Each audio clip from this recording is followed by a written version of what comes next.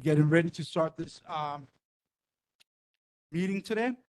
Before we go ahead, well, let's go ahead and introduce our board members. Roll call, please. Thank you, Chair. Good evening, everyone. Thank you for coming tonight. My name is Kevin Lai. Aloha, I'm Bob Armstrong. Welcome. Hello, I'm Dan Mestis. Aloha, Nicole Shintani. Aloha, this is Julian Schubert. Welcome. Hi, Ross Isokane. All right, thank you very much. And this is our neighborhood assistant. Hi. But she's normally not that shy.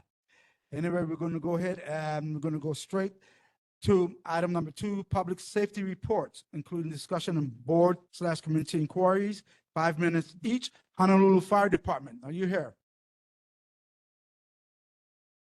All right, not seeing them in our audience or seeing them online. We'll go ahead and move forward to Honolulu Police Department.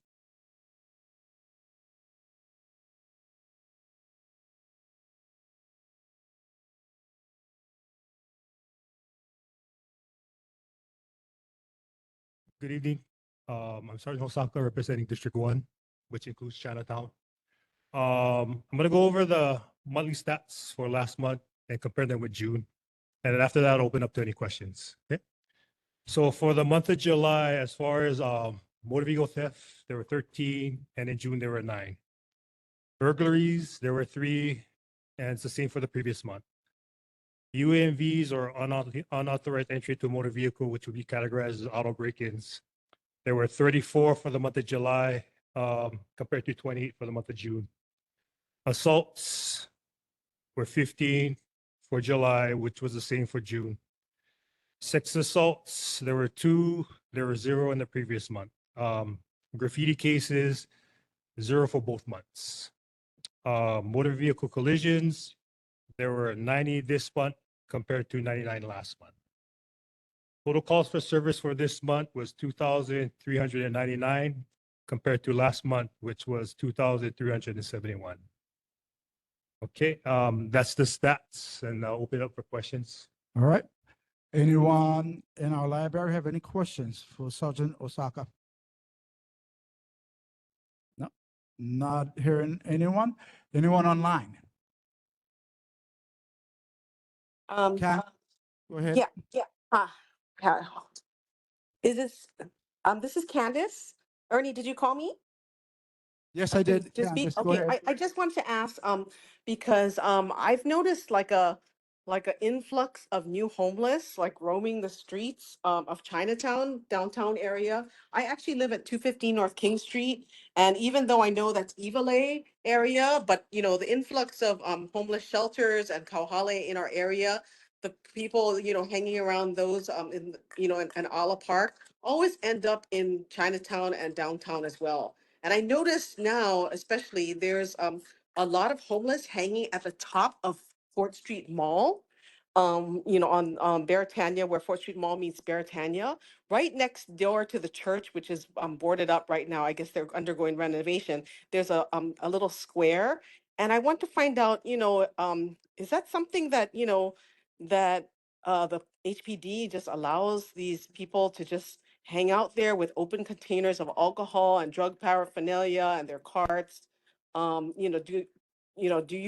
HPD do patrol of that area to try to clear them? Yeah, I'm very concerned because, I walk to that area a lot, through Chinatown to downtown, and that area is very scary. And my twin sister has to go to work on 4th Street Mall at 5:15 in the morning. It's really, scary to think that there's like a lot of homeless that's allowed to kind of camp out in that little square area. Okay, let me answer your question. As far as the homeless situation on 4th Street Mall, the department is doing what they can as far as getting them out or getting them help or getting what they need. You got to understand that there's not only 4th Street Mall, it's multiple areas in Chinatown that we got to take care of. And then we have the limited manpower. So our resources are stretched thin. What adds to it is because of Iwalei, you have all the outreach centers over there. You have Punawai Rest Stop. You have IHS. You have the behavioral,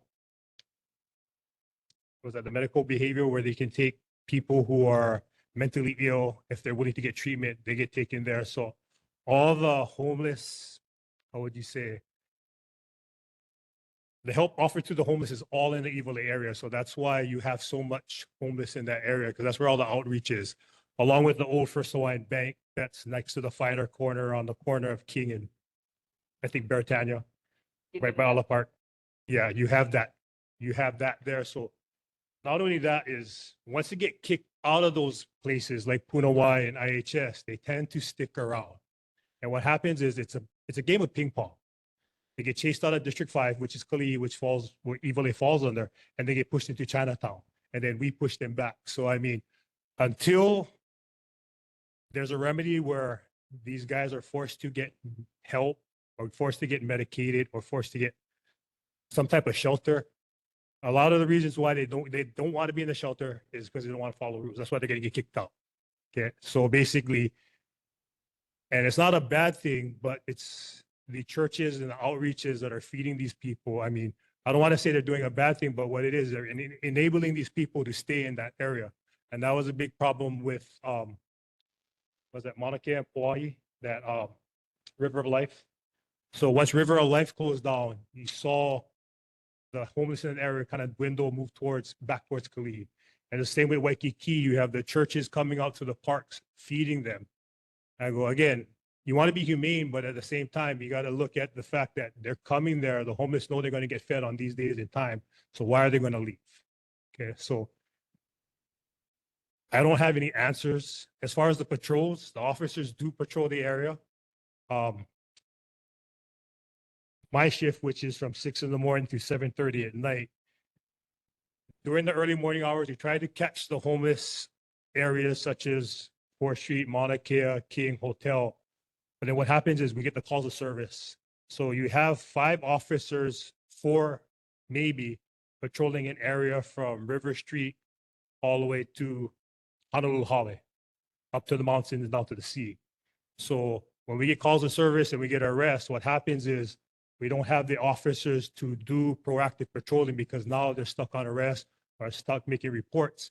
And to multiply that, we're in the busiest district because we have Ala Shopping Center, we have Kaka'ako, we have all of downtown, all of downtown. And so what happens is if something happens in Ala Moana and that area gets tied up, guess what? They can't hold calls.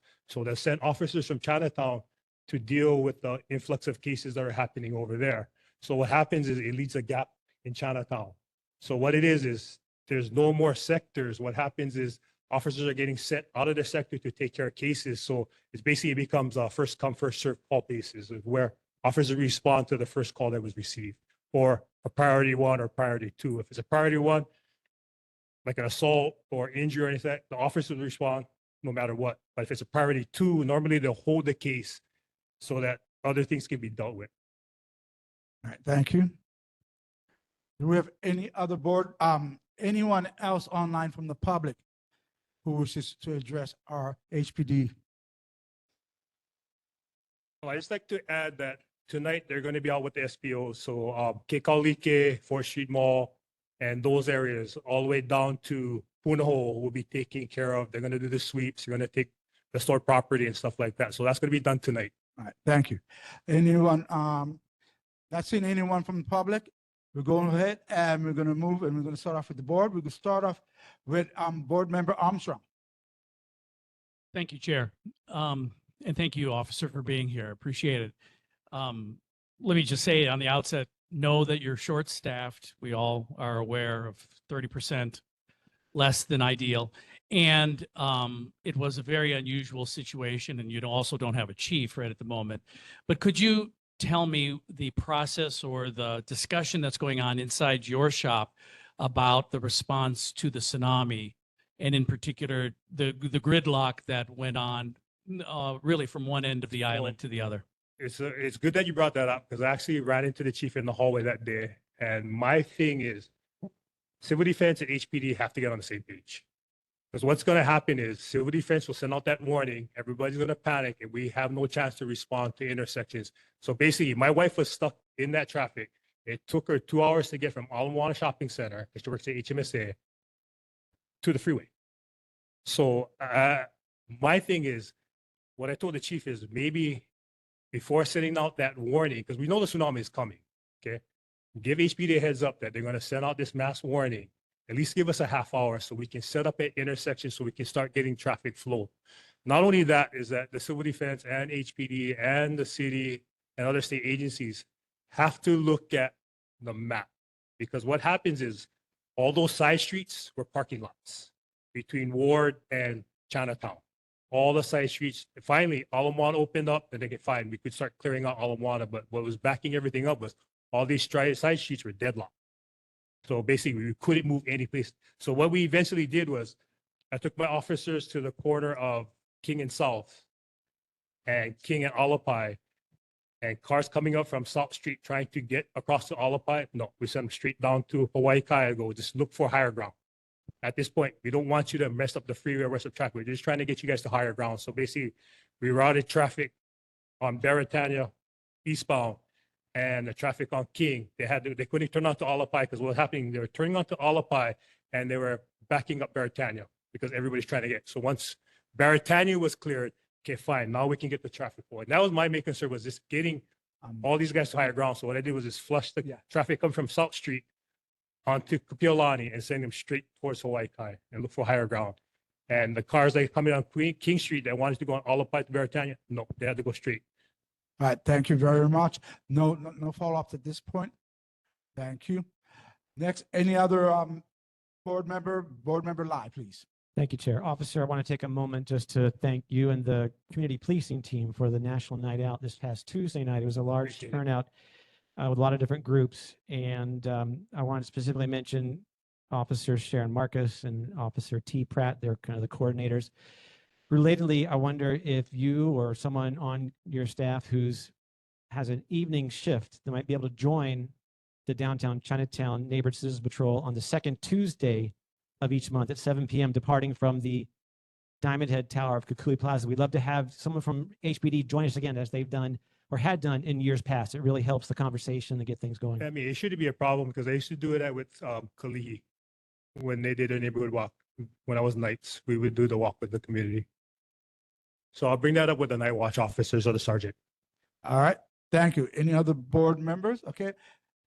All right, so I'm going to go ahead and finish this up. So what I'd like to address is the area behind Hawaii Dim Sum, which used to be the Golden Palace, that parking lot in that area. I want to bring this to you guys' attention because I got an email with a video of a young woman being raped behind there. The police was called yesterday to this area. It seems that the homeless are using this area, and there's a storage area, fence off area that they've broken into and they've gotten into, and they're using it as their own private space. What can be done about that? Thank you. Yeah, I was unaware of that. This is my first day back. I just came back from vacation, so I was unaware of what happened with that.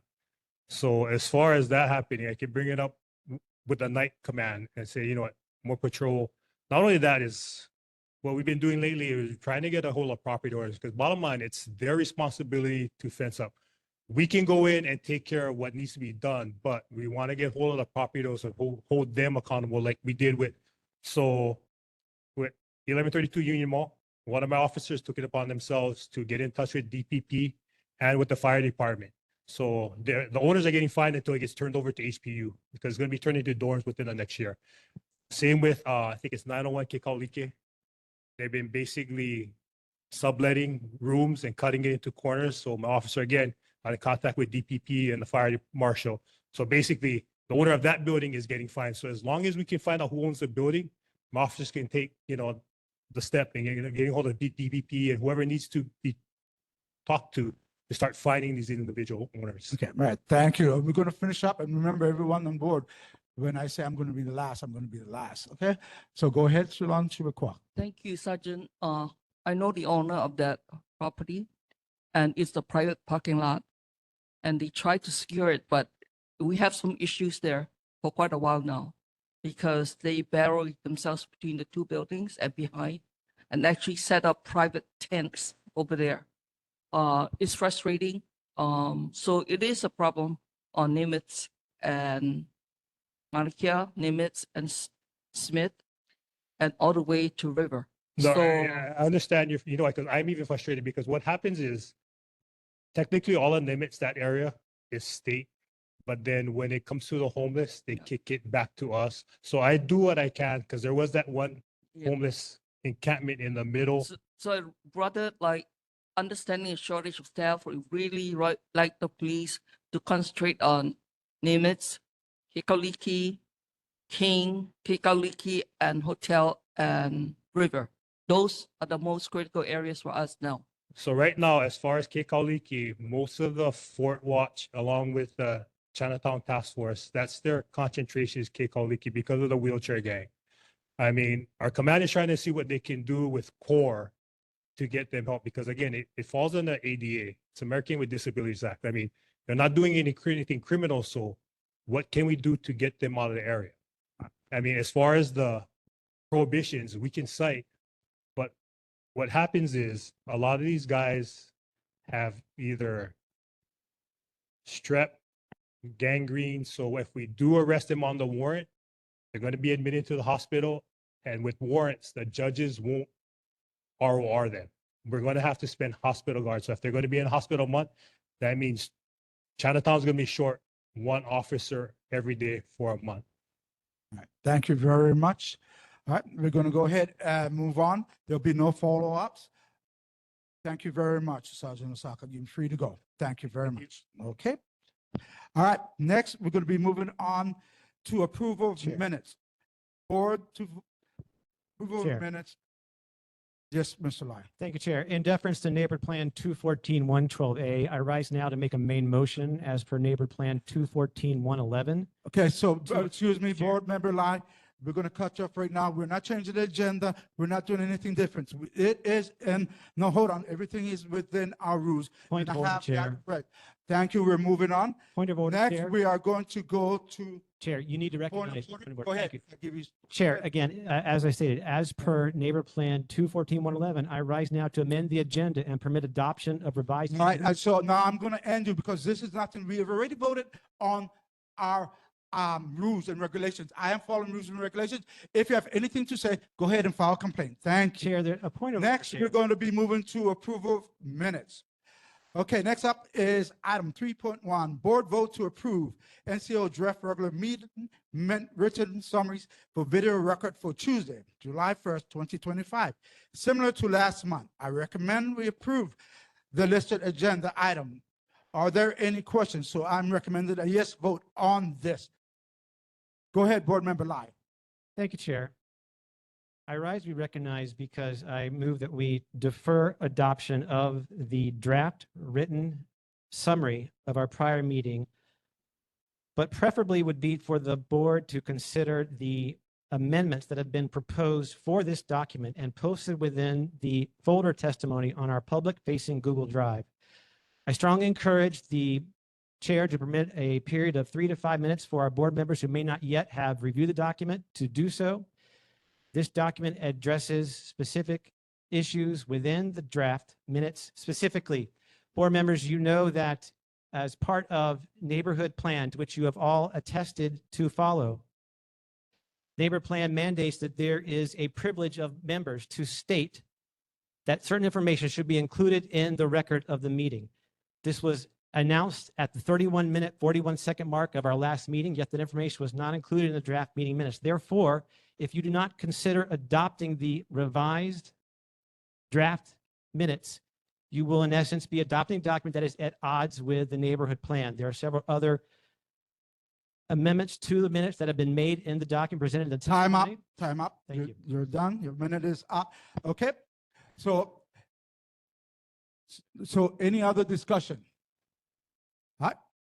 Hearing none. Oh, go ahead. Okay, call the vote. Go ahead. Okay, the motion is to approve.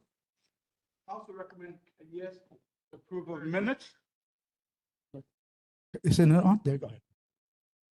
Okay, the motion is to approve the July 2025 minutes.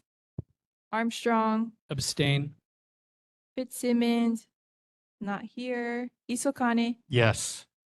Lai, No.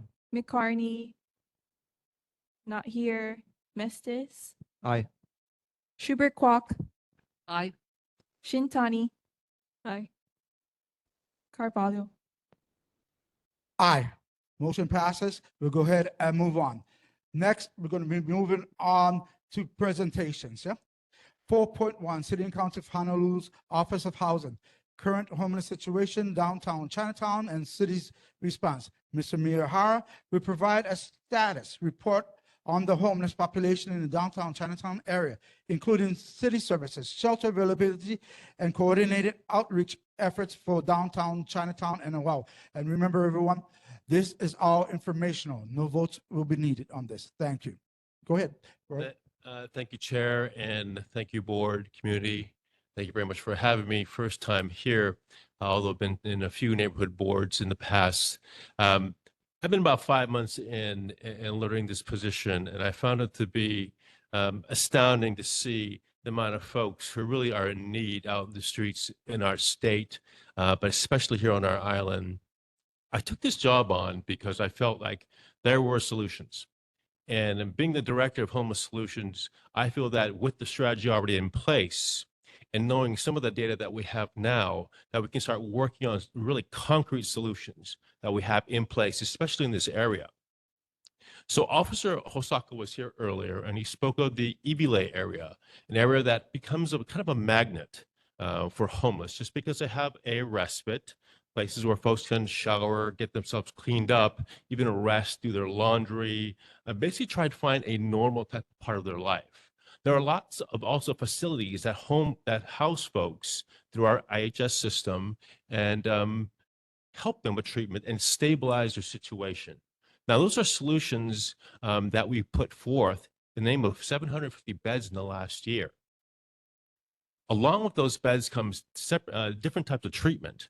Now, it's pretty easy to put together a facility and put maybe 50 or 60, maybe 100 folks in one building. But our strategy and our tactics are this. You find the specific needs for these people who are in need, and you build these type of facilities that are specific to those needs. We call them beds of many flavors. As you would think, you just can't put everyone in one house and expect for wraparound services as comprehensive as they are to stabilize these folks and lead them to the next path to exit homelessness. We have seen that in the past not work in some of our cities throughout the nation. Some have worked for a short amount of time. We found that the formula is to be a little bit more specific in how we build these beds. We call them, again, beds of many flavors. We call them a successful bedding only because it allows people to heal and not return to homelessness once they've gone through that process. As far as numbers are concerned, Chair, we don't have the data right now, but we are collecting the data in some of the pockets or neighborhoods, really kind of in districts we're trying to sort them into. I will probably have a number for you. We do have numbers from our providers that they're still trying to gather and report back to us. Therefore, we can make better decisions. You can't manage what you can't measure at this point. I know my time is probably up. I have a lot more to say, but I'm open to questions. You can keep going, sir. Okay. Yeah. Just recently, I've learned a little bit more about our strategy, and folks have asked, well, you have 5 different types of strategies that pinpoint health, the need for housing. How do you exit the path to homelessness? How do you prevent folks from getting to homelessness? What I feel is probably the most necessary in the first strategy is our response to homelessness. So again, the officer was questioned about what happens when you're on the street and you have someone who's definitely in need. How do you respond? Now, HPD does as much as they can. Of course, we understand their numbers. They have a community police team that's very mobile and very caring. They provide outreach, but we have other levers that we can pull too. And he mentioned CORE. That's the part of the city where we have our crisis outreach, response, and enablement team that have medics. We have outreach people in a vehicle who are always mobile. There are people that you can reach out to that HPD does all the time. The other third arm besides HPD and CORE is our Team Work Hawaii.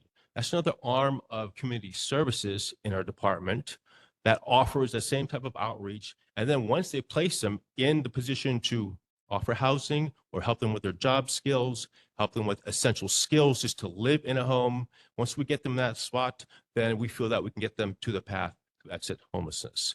So we have levers to pull when it comes down to just responding to the situation some people might be in. It's just a matter of getting them to the next step. The next step is always going to be down to what they need medically. We always feel like folks always need housing, and that is true. But there are some folks out there who just need medical help.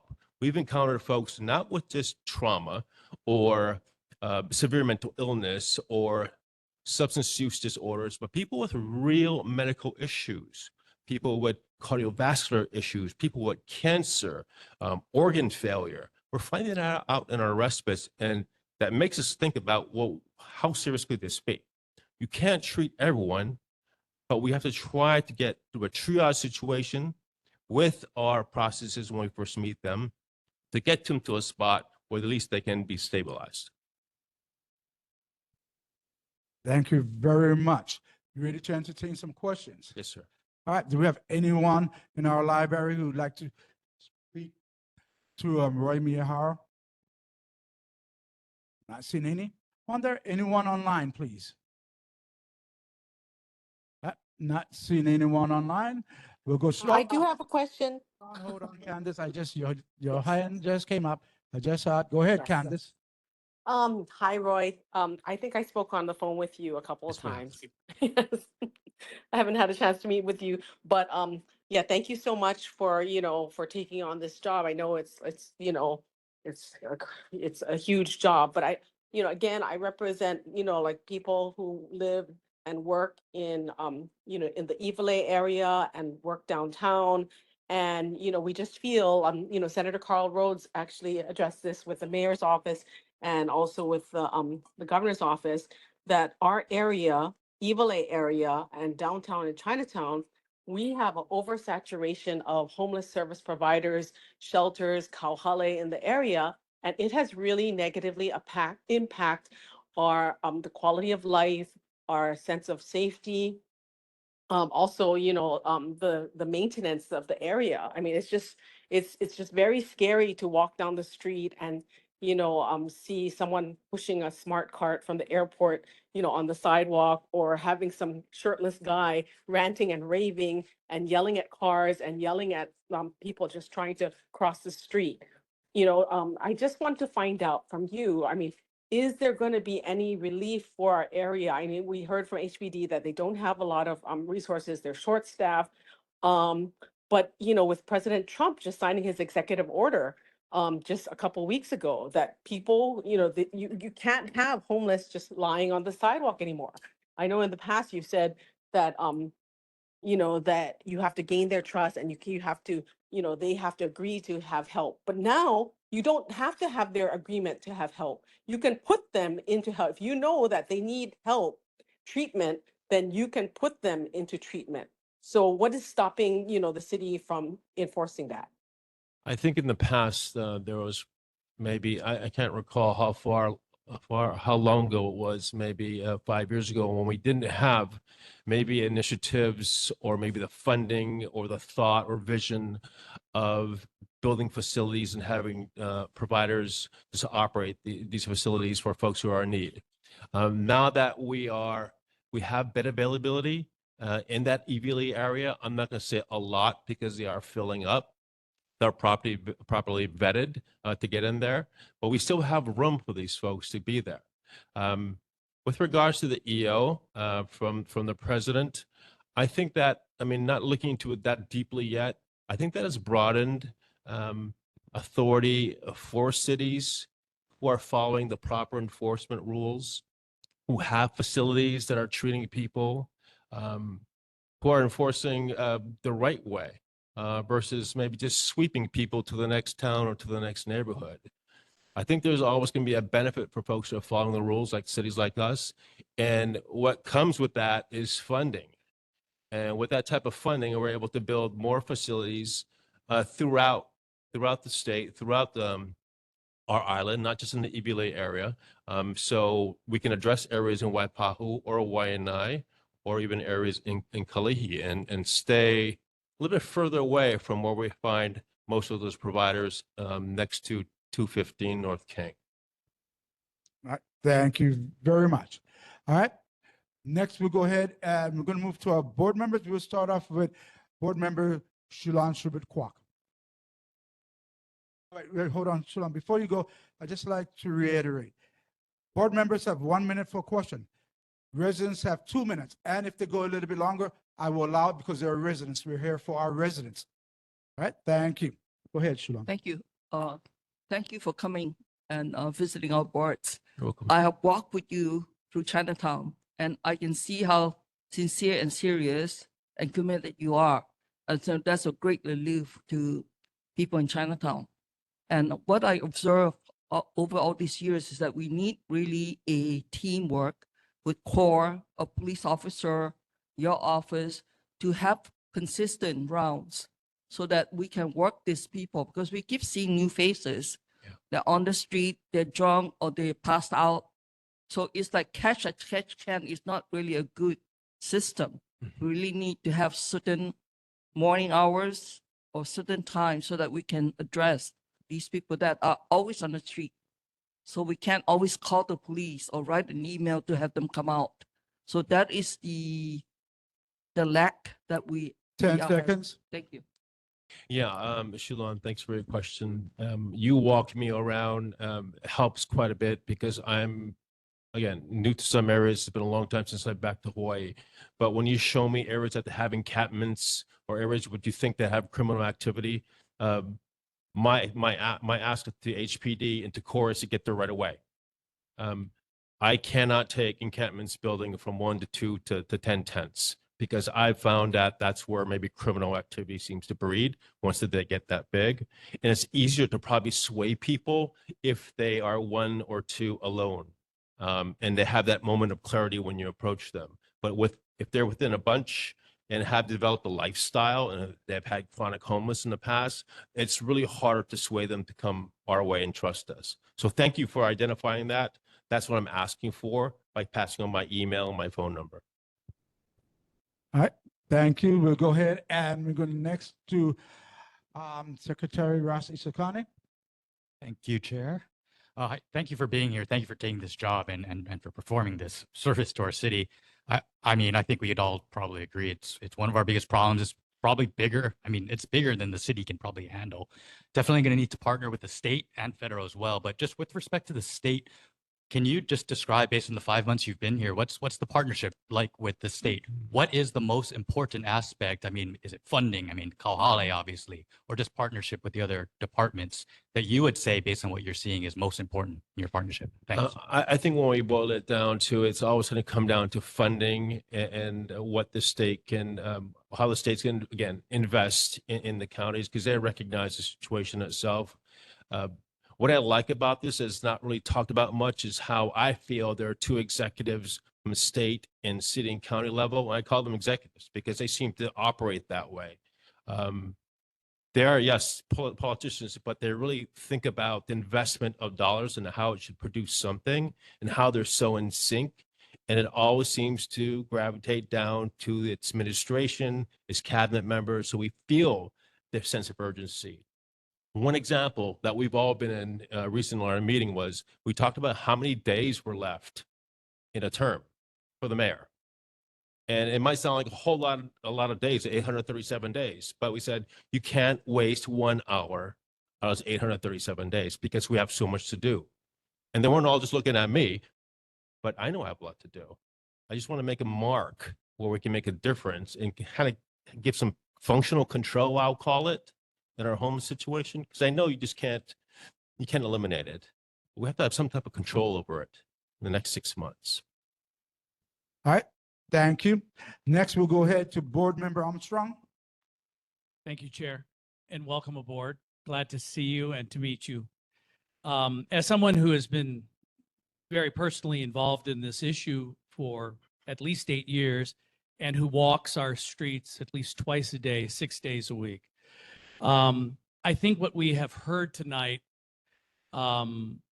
is a kind of the range of issues and thoughts in our community. It seems like every 6 months, we as a community, neighborhood board, and as a city, and perhaps a state, need to keep re-educating the public about what we're doing, why we're doing it, perhaps how much it's costing. That's sort of a tangent thing, but why we have concentrated services in Evil A, and why some people are outside of that envelope of care. And all I can say is, if there's one thing that you can do in your job besides helping us, is help inform the public of what the good work this mayor and our governor is doing. Agree. And that's why I'm here. I know I missed the other two board meetings, but my intention for the next 3 to 4 months is try to attend as many neighborhood boards as possible. We've been through all the town halls. I'm the only one to be there, of course, because I'm the only person positioned, but I intend to be at neighborhood boards and pass my information on so you can contact me. As I said, Robert, you can call me now and we can talk about what's going on 4th Street, or I've spoken to Candace over the phone about 2-3 times about what's going on at 215. So I'm very open to the discussion and putting together some solutions, because I just cannot do that by myself. And I need some who have eyes on the ground. All right, thank you very much. Next, we have Board Member Lai.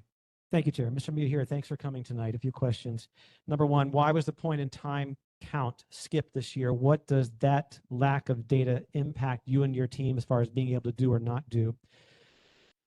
Number two, when the newest facilities such as on Evil A Road were opened, we asked the teams involved to come back to us to give us some statistics so we can know how many people are going through that system. Are they staying off the streets? What is the return on investment of the city and sometimes the state for those investments, such as the purchase of the First Hawaiian Bank building on King Street close to Dillingham? And then lastly, you mentioned residents on the streets who have health issues. Indeed, that's a big issue. How do we treat those, for example, who have Tourette's syndrome, who are out on the streets disrupting themselves and neighbors all over the place? How can we get help to them after the hours of core? When, if we call HBD, maybe for an MH1, they may go to Queens, but then they're out the next day. Time's up. Thank you. Yeah, I'm going to try to remember all those questions. The core, I believe, is doing a little bit of a shift in how they operate, in which they're trying to cover a little bit more of the evening to capture more of the folks who are going to be there, maybe up to 6, 7 o'clock. I'm not exactly sure, but they are changing, so it's not just an 8 to 4 type of position. They'll be on the streets to help out our HPD. As far as what's going on in EVLA and the return on investments and data, I'm trying to capture that from our providers, because I am very interested, even as a citizen, to know, and as a former business person, what is a return on that bed that's been placed that we all have invested in? How many people have gone through that bed in the last year?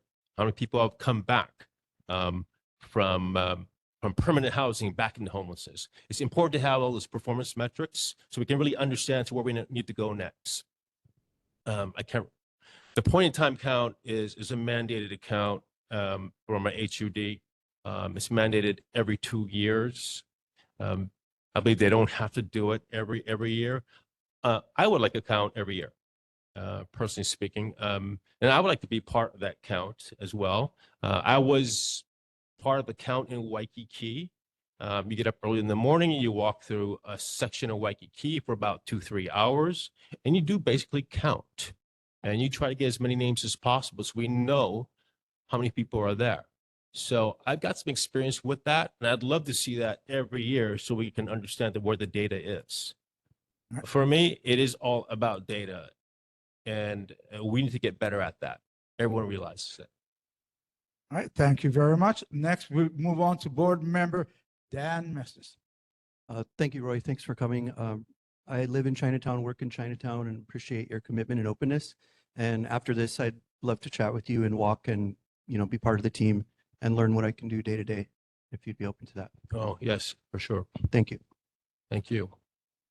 All right, any other board members? All right, I'm going to go ahead and end this up. So,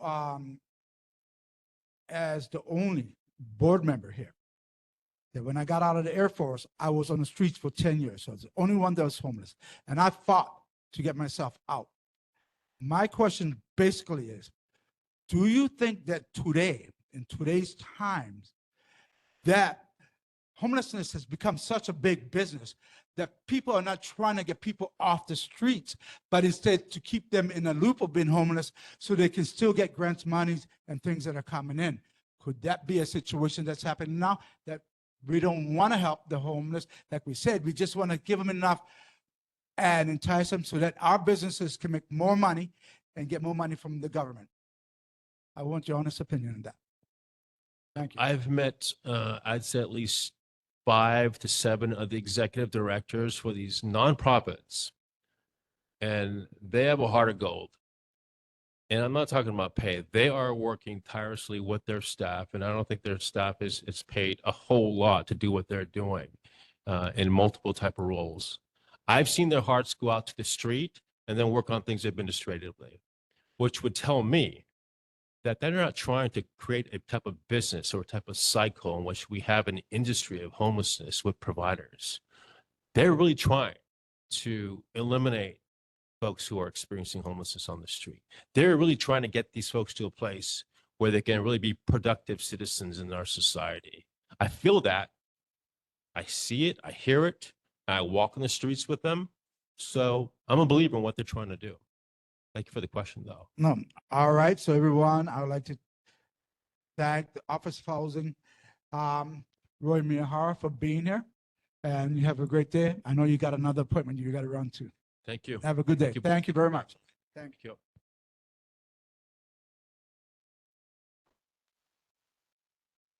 All right, next up, we have item 4.2, Hawaii Children's Youth Day, CYD. Plans for CYD 2025, which will involve temporary closure of Punch Bowl Street between King Street and Baratania Street on Sunday, October 5th, 2025, from 7 a.m. to 4 p.m.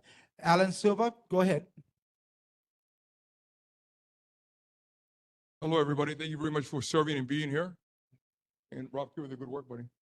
Yeah. We've been in Children Youth Day. This is our 32nd years of doing Children Youth Day. And you guys know Senator Chun, former Senator Chun, Suzanne Oakland Chun. She is an amazing lady. I went to a Children Youth Day with my kids many years ago. It was about 31 years ago, and I saw her at the park, and I started helping. And that has happened every single year. A great event where we celebrate the value of children. And again, this year we'll be using this part of the state capitol Diamond area, also Punch Bowl, and also the Frank Fossey Civic Center. The event is free and lots of parking also. And so we're just here again to see if we can get that street on Punch Bowl closed again. I think about 7:30 in the morning because we have to set up in the morning very early. And we go all the way to 3 o'clock in the afternoon. A lot of entertainment, lots of food, and lots of fun for the family. And like I said, the event is free. Okay? So you're all invited. Okay? Okay. All right, thank you very much. Do we have any questions from anyone in our library here today? Seeing none, anyone online from the public? Seeing none, any board members who has anything to say? Any board members? No? All right, I want to thank you for your time, and you understand moving forward how we can do things, right? All right, yes. Thank you Okay, very much. thank you. You have a Thank you great very day. much. All right, See you at Children Youth Day, first Sunday in October. then we will be there. All right, thank you. All right, next item is 4.3 Hawaii Bicycle League. Unfortunately, I got a phone call not long ago. Due to an emergency, they cannot make it. All right, so we'll now be moving on. Next, we're gonna go to item 5, public concerns. The public may speak at this time, only public. No board member is allowed to address us during public concerns. So you have 2 minutes for your public concerns from the public. Any public member that wishes to address us, please step forward and state your name. Thank you. Hi, my name is Sophia. Is it okay if I Hold on, go hold on, non-virtual? hold on. I'm calling the people from within the library first. I'll get to you guys online second, okay? Thank you. Go ahead. Thank you, Chair. My name is Deborah King. I'm a resident here in Chinatown. And what I would like to find out, maybe this I should have asked earlier, but I didn't think of it then. With all the homeless that we have, there's a lot of urination and there's a lot of smell.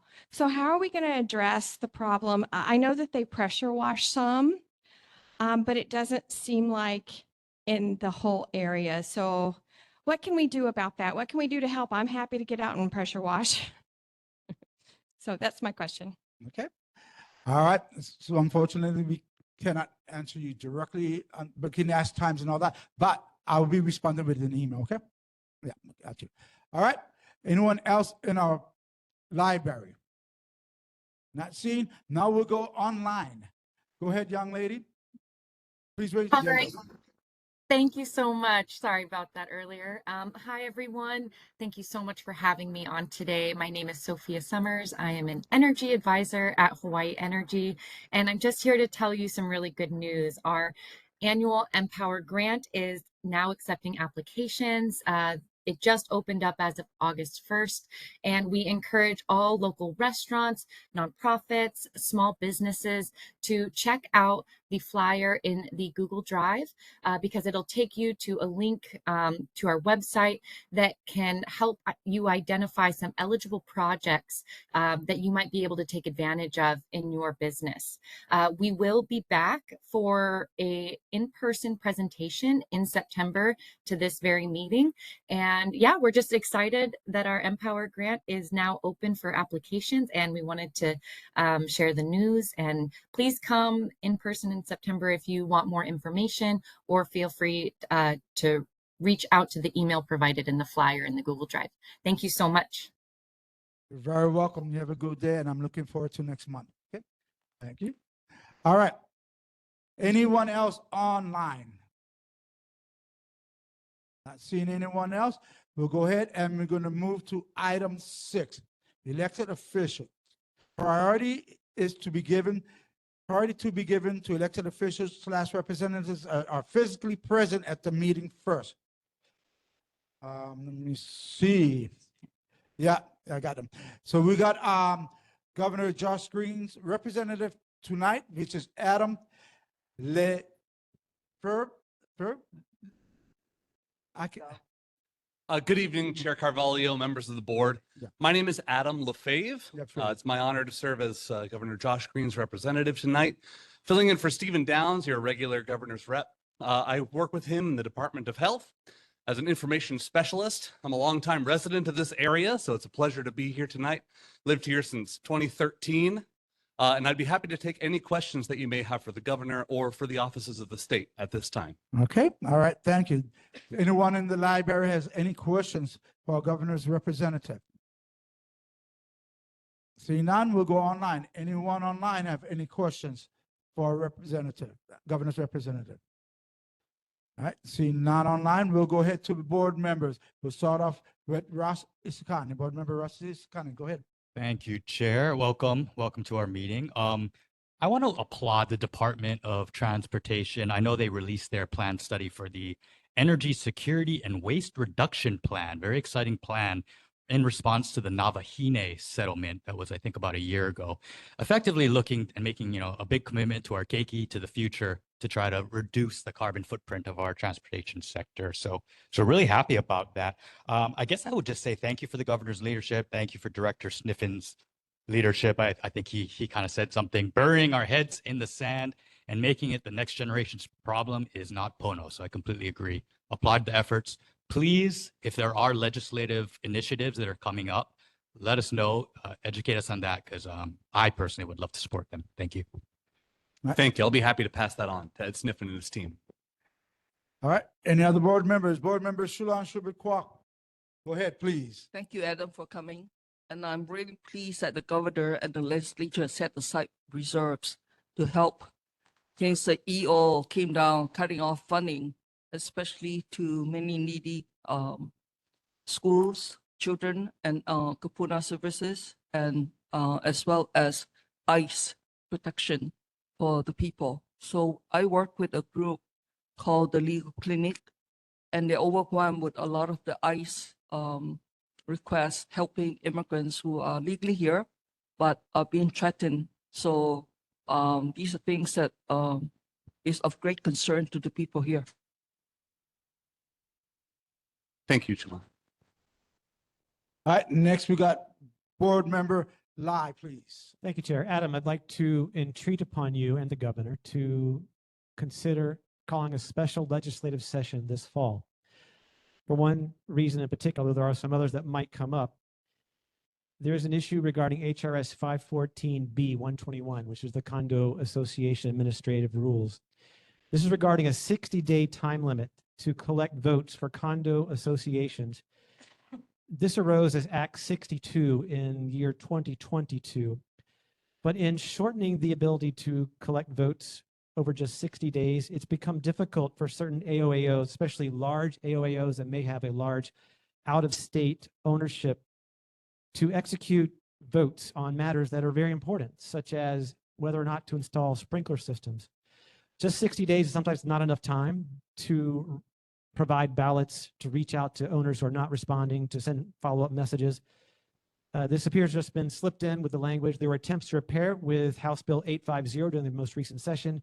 It didn't pass because of some tag-along issues, Time, but there is support to time, discuss that issue. time is up. Thank you. Thank you. I'd be happy to bring that up. All right, any other board members? Nope, not hearing none. Thank you very much. Thank you so much, Chair. All right, thank you very much. Before we move on to the next elected official, I need to give this young man to speak. He wanted to speak at community concerns, and I missed him. So to be fair, I missed him. It was my mistake. I'm not gonna go ahead, sir. So I'm from the American Foundation for Suicide Prevention, Hawaii chapter. I just want to share, we're going to have a walk in September Suicide Prevention Month. It's going to be near Honolulu Hale on the 13th. And I'm going to come back next month to share a bit more information with everybody. Thank you. All right, thank you. Your name, can you please state your name for the record, for our video record, please? Yes. My name's Dennis Hida, and thank you for calling me a young man. You're very welcome. Thank you very much. All right, next up, I believe we have Carl Rhodes in the audience. Senator Carl Rhodes. No, he's online. Okay, all right, so there's no, hold on, Carl, there's no other, okay, yeah, you can go online now. Go ahead, Senator Carl Rhodes.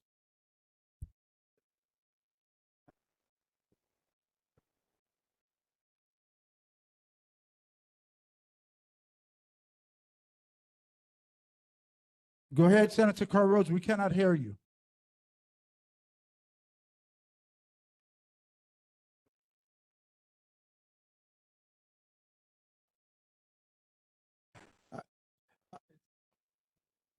Yeah, so Senator, we'll come back to you because we can't hear you.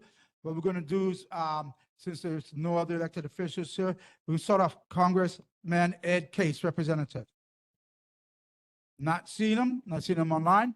We're going to go straight up to Mayor Rick Blangiotti's representative, Ian Sante. Ian, are you there? Yep, I am here, Chair. I'm available for any questions. All right. Anyone in an audience has anything for representative, for the mayor's representative, Ian Sante? Do you want to ask the city rep? Anyone in the live here? Okay, go ahead. State your name once again, always, please. Aloha, my name is Deborah King, and I'm a resident here in Chinatown. And I wanted to find out, with all of the houseless and homeless situation that we have, there is a great deal of problems with urine smell and other types of unsanitary things. Are we going to, I know that y'all do some pressure washing. Is that going to be more of a preventative maintenance and regular? Because on some areas, it doesn't look clean at all. I heard your question earlier, and I was going to ask you to clarify. Can you give us? They do come out regularly, but can you give us? Can you leave information in regards to what specific areas you're looking at? Because they do have a schedule that they do go through the streets. So if there's a certain area that we can address more frequently, that we can help out with, if you can just identify those streets. Sure. On Nu'uanu Avenue, there is a section where it looks like it's a closed antique shop. Do you know the name of the street that? Nu'uanu. You got Nuuanu and is it Pu'ai? It's near the hairdressing school. So Pu'ai. Yeah, yeah. We'll make note of it in the notes and then we'll make sure we can follow up on it, Chair. Thank you very much. And if I see some other areas, I'll make sure to take better notes. All right. No, Thank thank you. you, Deborah. All right. Anyone else in the public? All right. Anyone online on that's a public, not a board member. Not seeing any. We'll go ahead and go to board members. Board member Shulan Subikwak. Hi, Ed. Thank you. I've been waiting for DTS to draw a big white line on North Hotel Street so private cars can drive on it. We've been trying this for years and I really wanted it done yesterday. So can you please move the wheels, get that done? I'll go follow up on it and maybe I'll contact you on the side after. So make sure you get moved on. Board member Armstrong, go ahead.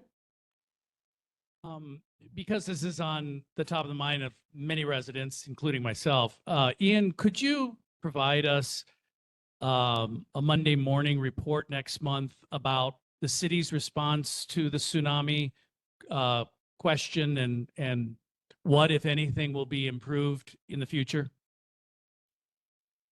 We can take that back and I can definitely see what we can provide you. Mahalo. All right. Any other board members? Board member Rossi Sakani, go ahead. Thank you, Chair. Hello, Ian. This is a question for the mayor's office. The $500,000 Ernst & Young empty homes tax study was recently early terminated by BFS. They're still going to bill us hundreds of thousands of dollars for that, and we're not even going to get a draft report out of it. So EY's phase 1 study conservatively estimated that the program would yield over 1,000 vacant homes back to the market and hundreds of millions of dollars back to our budget.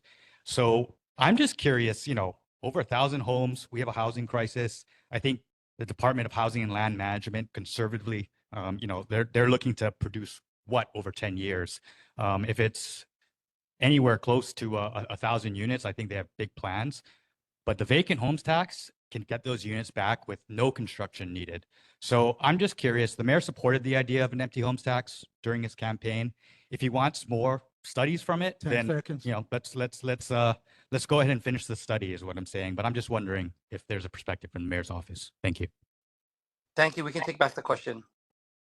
All right. Next, board member Dan Masses.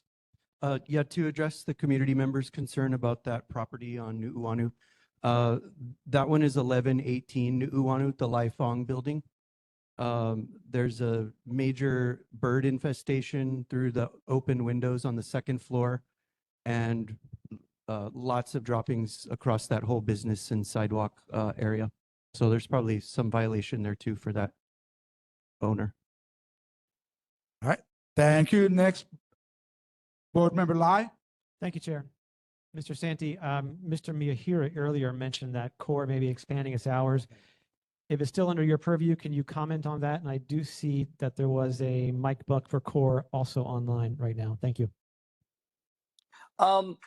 It's being talked about further. Again, we did have expanded hours previously. We made some adjustments and then we're making adjustments as we go with the program. And then we can go from there. So I can definitely get back to you by the next meeting about that. All right. Thank you. Do we have any other board members? Nope, not hearing any other board members. I'm going to end this up. Ian. All right. So I would definitely like you guys to really take Deborah's concerns up. And it's not just right there by the Hair Institute, but if you go on Hotel Street from Smith on, the bird infestation is really bad. We have a problem with people feeding these pigeons, and these pigeons are dropping their droppings all over the place. So we have an infestation, and it's ugly, and it's nasty, and it's not healthy for our public. So we do need more of the power washers on the streets. And I usually hear them when they do come, and they do come. But we need to intensify this as much as possible because it's really bad out in our area. Thank you very much. Okay, thank you, I- sir. Thank you, Ian. You have a great day, and thank you for being with us. All right? Thank you. All right, next, we're gonna go to City Council District Tyler DeSantis Tam. Are you here? Aloha Chair, it's Peggy Mirzwa. I'm here representing Councilmember Tyler DeSantis Tam. So just some quick highlights. I am putting the newsletter in the chat if anybody wants to take a look at that. And then we're in the process still of changing Chaplin Lane into a pedestrian mall. So DTS will have authority to manage the space. Let's see. And other updates, there is a business improvement district informational meeting for businesses taking place at Pickles Forte next Tuesday, the 12th at 12:30 p.m. And then there's another one that's on the 14th at Pickles Forte, 5:15 for residents. So I know people have a lot of questions about that, businesses and residents, and so please come. They'll be there to talk. Let's see, there's also an artist town hall meeting that's coming up at Capitol Modern at 6 p.m. on the 18th. And I'm sure you all know the Chinatown cleanup on Saturday is coming too, Saturday, August 23rd in the morning. So, All right. and Chinese- go ahead, I'm sorry. Where's the meeting on the 18th? It's at Capitol Modern, yeah.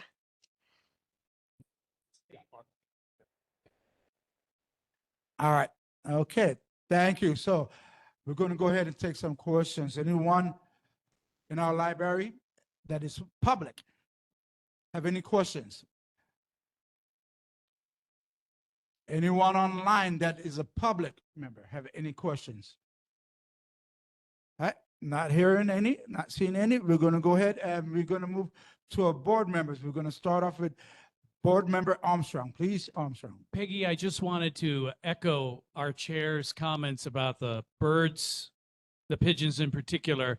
I think we're at a crisis point. I really honestly do. They have doubled, maybe tripled this year. And I think we have to have some legislative responses as well from city council in terms of, you know, getting a little bit more tougher about this because we're one step away from a real problem with the public. I will bring that back, and I had a note already. I know the building you're talking about and the bird infestation, actually. I saw that the other day, and All right, next we have Board Member Shulan Shubert Kwok, please. Hi, Peggy. hi. I want to follow up on Bill 51 because of the concerns by a lot of people not being outreached on this bill. And so on the 12th and 18th, people can come because on the 12th is for business owners. I mean, not business owners, it's for property owners, and 18 is for everybody else. Am I correct? Yeah. Yes. What I'm concerned about is we belong to District 6. We understand the urgency of getting the bid for downtown going first, but we want a commitment from downtown group that is doing this, not to push all your garbage and other problems to Chinatown. So we want a commitment from this group 10 that seconds. will go and include Chinatown as phase 2. Because we're District 6, which is downtown Chinatown. It's not downtown alone. We Time out. cannot allow that. Thank you. Thank you. I'll bring that back. Thanks. Any other board members? Board Member Isakani, please. Thank you, Chair. Hi, Peggy. I'm a big supporter of Council Member Dos Santos Tam. I was somewhat disappointed because I thought he was doing a great job as the chair of the Budget Committee. So I was saddened to see that it's a tough job and he was doing a fine job in my opinion. Now, my question for him is just as former chair, I would like to hear his opinion on the decision of BFS to cancel the Ernst & Young empty homes tax study in the middle of the study when all the council members were still waiting for that final study to effectively come to a third vote. I mean, you know, a housing crisis is something we certainly have.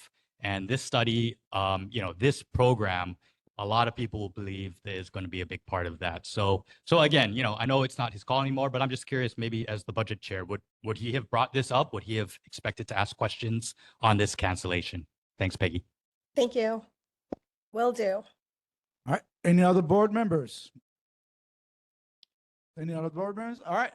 Not hearing any, just a quick question from myself, really. Are you going to be our new representative now that Jack is no longer here? We are going through some transitional phases in our office. So I'll be here for a little while and then maybe our new employee will come on. We're going to kind of see where it's at. But we spoke. 46. No. We spoke. I'm going to move on. Huh? 46. All right. If I give a follow-up, I can give everybody else a follow-up. Okay, go ahead. We have one more question, and if anybody else wants to follow up, they get a follow-up. Peggy, following up on Bill 46, you know, we're giving away a lot of concessions to private property owners, and the bill is supposed to help with the empty house tax. And these people are exempted for 2 properties, sometimes even 3. How many are we going to give them and not open up these properties for homes that people need and for rented? So I really like, you know, to see that we don't give away too much to wealthy people who own already primary, secondary, another secondary vacation home, and then still not resolve this.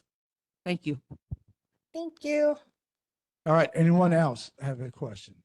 Nope. Not hearing none. Thank you, Peggy. And just so everyone knows that what she put in chat is already in our Google Drive. I put that into our Google Drive earlier. Thank you very much. Thank you. Okay, all right, bye-bye. All right, next, we're going to go and head up with our State Senate District 13, Senator Carl Rhodes. Can you hear us this time? I can hear you. Can you hear me? We can hear you now, yes. Okay, great.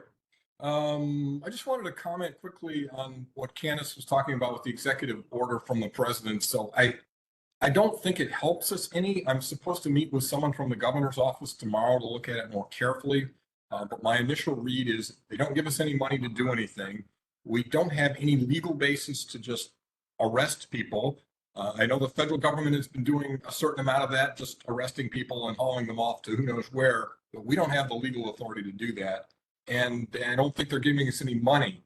So just keep in mind that for years, the state has had a process for those who are severely mentally ill, who are a danger to themselves or others, to either put them in a state hospital if they're really dangerous, and to require that they take their medications and adhere to a medical plan if they aren't. So I just don't, I will be surprised if the EO changes anything. Okay, to my regular report, at the last meeting, there was a constituent who was concerned about the potential of losing one's, or not concerned, but thought that people who do not pay child support should lose their professional licenses. I thought that that was already possible. We double checked and it is. You can lose, for example, your realtor's license if you don't keep up with your child support payments.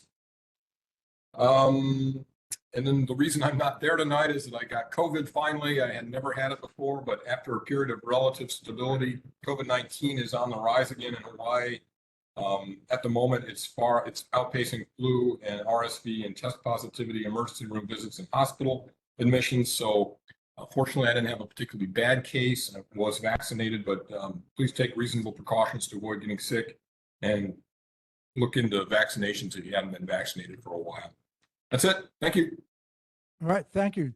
To have anyone here in the library that belongs to the public that would like to say something. Go ahead. Please state your name too, even though we know you. Thank you, Chair. Thank you, board members. I'm Patrick Smith. Good evening, Senator. I just wondered, I read in Civil Beat about you were going to have some talks or discussions about the lack of commitment to the rule of law at the federal level. What's the status of that, and where can I find more information? Thank you, sir. Thanks for the question. Well, we actually U.S. Representative Ed Case was going to come and talk to the Judiciary Committee this last Thursday on the 31st of July. And that was the day after that was shortly after I'd been diagnosed with COVID. So I figured the safe way was to postpone it. He has agreed to come back. The next one will be on July 14th. Will be an update from the Attorney General's office about the cases that they've been involved with the federal government to try to protect the Hawaii citizens from the ill effects of some of these initiatives that the federal government have taken that are of doubtful legality. So that will be the next one, and that is on Thursday. I believe it's the 14th. It's the day before. It's the day before the state holiday. All right. I'm sorry. It will be streaming online if you want to watch it there, and it will be open to the public if you want to come to the room itself, which is 016 in the basement of the Capitol. Sorry. All right, thank you. Did you have anything else? No? Okay. Then did we have another member in the public who wanted to speak? Nope. Online, anyone in the public sector who would like to speak to our senator? All right. Not seeing anyone online, we're going to go in. We're going to start off with Board Member Lai, please. Chair, thank you. Senator, you may have heard me before ask the governor's rep about a special session. I understand that if the legislature wants to convene, it takes, I believe, a 2/3 majority. Is that a 2/3 vote in each body that most both be passed? Okay. I really hope you can strive to achieve that for the reason that I raised earlier with the condo rules, but perhaps there are some other things. Do you have a sense if there is any likelihood that there truly might be a special session this fall? Thank you. I think it's pretty unlikely. The reason is because the parts of the big bill that Congress passed that really negatively affect Hawaii don't kick in until 2027. So the financial situation is not dire yet. It very well could be if we end up having to pay. Right now, the estimates are that somewhere between 30 and 47,000 people will get kicked off of MedQuest because of the changes made. And if we decide as a state to keep that, the estimate I've heard is $300 million a year. So, but bottom line is, I don't think it's going to happen I don't think we need to do it for fiscal reasons this session. I don't think it will happen is my read of the situation at the legislature and where the governor's coming from. All right, thank you very much. Next, we'll go ahead and we're going to move to Board Member Rossi Sakani, please. Hey, Senator. Sorry to hear the news that that you fell ill. But Yeah. we're really touched and honored that you're still spending time with us, at least virtually. And your voice sounds good. So since you dialed in, I'm going to go ahead and ask you a question. Yeah. I was wondering, just high level, just educational, really, because you've been a senator for a long time. You're chair of a very powerful committee. So maybe just from an education perspective, what are some of the big milestones, or what are some of the things that you're looking at and kind of worrying about or need to take care of between now and the actual session begins? Again, just insight into what you're doing and what you're looking forward to before the session begins would be educational.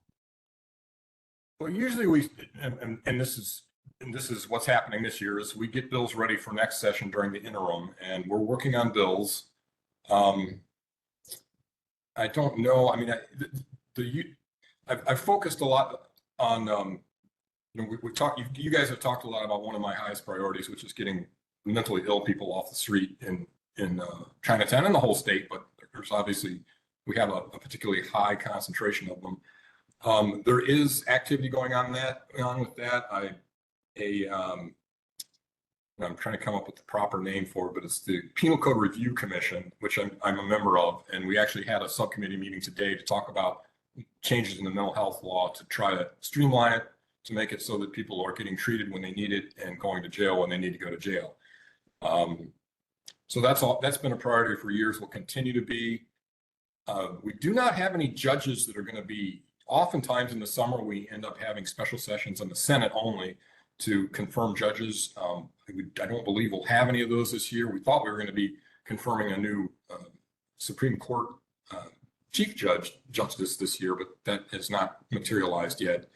And I have been working a lot on trying to figure out what exactly will the impacts be of what's happening at the federal level of the state during the interim year. So that's sort of a snapshot of my typical day. Thank you very much. Next, we'll go ahead and move to Board Member Armstrong. Hello, Senator, and you're looking good. I'm glad to hear that you're doing better. Thank you. Thank you for being here. And my question actually dovetails from Ross's question, and that is, I know that there was a plea not so long ago for attorneys to step up and help the process for the homeless as we commit or not commit them. And you being a lawyer yourself, do you know the status of that request and whether or not we do have legal help for people who are in dire need of sanity and some serious medical care? So the short answer is that I forget whether it was in 2024, 2023, we changed the law so that for Assisted Community Treatment Act petitions, the Attorney General will now take those cases. They had resisted that for years, except for people coming out of the state hospital. But that should help with that shortage. And the other thing we did last session was to raise the rates for attorneys who are working on cases where they're court appointed, and we haven't raised their reimbursement rates for decades in some cases. So that has already gone into effect, and that will help. It should, and also for guardian ad litem, that's guardians ad litem, which is an important part of the Assisted Community Treatment Act, because everyone has to have a guardian ad litem. For those who, sorry, I'm falling into legal jargon, it's somebody who's supposed to look out for the best interests of the person who has the petition filed for them in court. And so they had not, almost no one will do them anymore because won't take that job anymore because it doesn't pay enough. So we have increased the pay for that as well. Having said all that, I'm sure that Connie Mitchell at IHS they have basically an attorney that all they work on is assisted community treatment petitions, and they, I'm sure, would love to have help if there's attorneys out there who would like to volunteer their time. All right, thank you. We have any other board members who have any questions for our senator? All right, not hearing any. I want to thank you, Senator Rhodes, for your time. Thank you very much. Have a good night. Feeling better. Thank you. All right, next we're going to move on to State House District 25, Representative Kim Coco Iwamoto. Thank you so much for the opportunity to join you tonight. I just wanted to follow up on some questions raised last time. I believe Neighborhood Board Member Lai asked, well, let me just start by thanking my office manager, Kate Ozawa, for attending this meeting. There was a small possibility that I was not going to be able to attend, but she did take notes from the last meeting in reference to Neighborhood Board Member Lai's question regarding the bill that was introduced by Representative or Vice Speaker Ichiyama regarding the rules around voting for condo owners. And you're correct, it did die in conference committee. Oh, it's not dead, it's stalled in conference committee because, as you may know, every legislative session expands over a 2-year period. So we're right now in the middle between 2 different year sessions. So the bill is technically still alive. It just needs to be, jump started, but it's still there. But secondly, as I was looking at the bill and looking at some of the parameters and then the issues you're raising specifically about sprinklers, I mean, one way to get the attention of these condo owners who are kind of who are absent is to basically, in the subject line of their email, is to basically say $30,000 assessment versus $10,000 assessment, right? Like, so is there a way that you can get their attention and to say, hey, just to make sure you know, if you don't vote, the default is that it's going to cost you this amount of money. I mean, potentially. So I'm not sure if it's the way the issue or the question or whatever needs to be voted on isn't being, communicated, marketed in the right way. But that is one, approach that could be maybe more effective. Secondly, so thank you for that question. I just wanted to also follow up with, there were some questions about the legislature partnering or the state partnering with the counties to address homelessness. And I do want to share with you that the legislature did a Kauhale tour of various Kauhale and service providers in May, and I attended that. We got to see the medical treatment, the beds of many flavors, the new facilities. It was quite impressive. The variety of care that was going to be made available, and it looks like they are setting it up to succeed. I look forward to the numbers. I mean, numbers are important, and as you pointed out, the point in time count wasn't done this year, so it makes it even harder. But what we do know is that Partners in Care, I used to be on the board of that organization. Partners in Care actually has a dashboard, a real-time dashboard of how many vacant beds are available in that very moment. And so they have actual head count of how many vacancies, and then you should be able to do the math and know how many people are actually being sheltered across the state. So that does leave open some numbers. And in regards to who we should call when we are concerned about a specific person, a neighbor who's sleeping on the street, my office has triple checked this number. I have personally called this number when I had a young unsheltered neighbor. Well, he was sleeping in the backyard of my apartment building, and a neighbor took a photo of him sleeping there, and I called this number, and it's the IHS homeless service coordinator number, and a real life human being answers it. So please, everyone, write this number down. It's 808-447-2883. Again, that's 447-2883. They will send out 2 social workers or caseworkers to go speak to the individual who is identified, and they will usually go out every single day. If the individual chooses not to accept their invitation to go, like they literally open their laptop and they say, hey, there's a bed at this location right now. We can transport you and your belongings there. You can get a shower, a meal, and a bed. And if they refuse, then they'll come back the next day and the next day. So that is a level of service. I don't suggest you call the cops unless there's a crime and you witness a crime or there's a violent situation happening, you're afraid. But if it's just you're concerned with individuals, that would be the best way to address that. And then secondly, there was another question asked about the rule of law from the federal, what's happening with the commandeering of the National Guard. I'm the vice chair of public safety for the House. And we did hold an informational briefing with the Attorney General's office and the state law enforcement officer. And it was made clear to us that the governor, it's the decision of the governor to actually. Hold on. Representative Kim Coco, so we're going into about 6-7 minutes on this. Your time limit is 5 minutes. Go ahead and finish up what you're saying, please. And then we can start taking some questions. Thank you. Great. So yeah, so it's the governor's, makes the decision whether or not to mobilize the Hawaii National Guard. Thank you. All right. Thank you very much. Do we have anyone from our public who has any questions for our Representative Kim Coco? Anyone online? Yes, Ernie, Go ahead, this is Candace. Hi.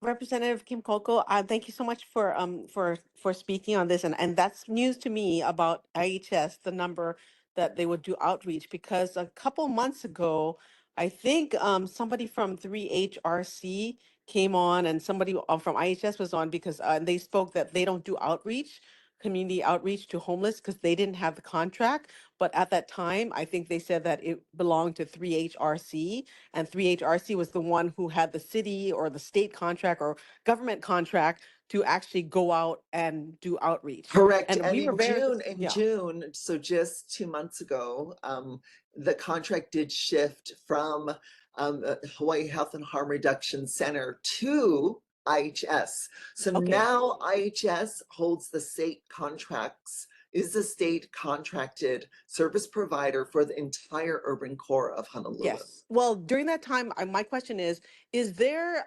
somewhere, on a state website or anywhere where the public can look and see, because that was news to us for for like to the public that nonprofits even got state money or city money to Yeah. go out. We thought that these nonprofits are going out of the kindness of their heart, volunteering, or from private donors going out to do outreach. We did not know that taxpayer dollars were going to fund them to actually do the work that they say they're doing on their mission statement on their website. So is there somewhere on a website somewhere, or is it public knowledge that these nonprofits, how much money are these nonprofits getting? Like, do you know what the contract is for them to go out and do outreach? Yeah, I don't What have do they get? that information, but there is a map right now up on the, I believe it's